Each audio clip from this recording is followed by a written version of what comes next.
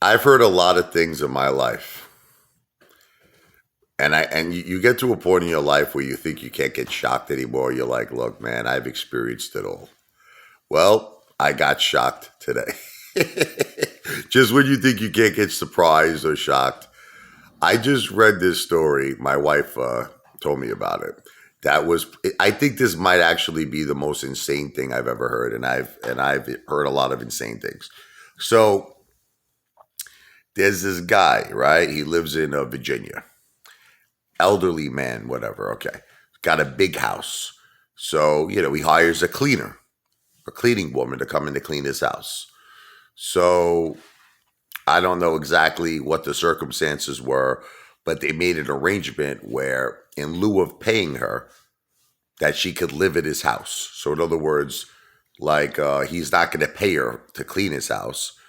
It's kind of like the barter deal, where she'll live in the basement. Okay. So she moves in, she lives in the basement, she cleans his house every day, does her job. Okay. The guy dies. The guy passes away. So now you would think, okay, that's it, right? She moves out, right? Wrong. Okay. So apparently, it's crazy stuff. Apparently, in the state of Virginia, this is called a squatter. That's what it's called. So apparently, she has the right to stay there indefinitely. Like, meaning no one could throw her out. So in other words, the family members that now inherited the house, if they chose to move in, they can't kick her out. She forever gets the right, forever, to live in the basement.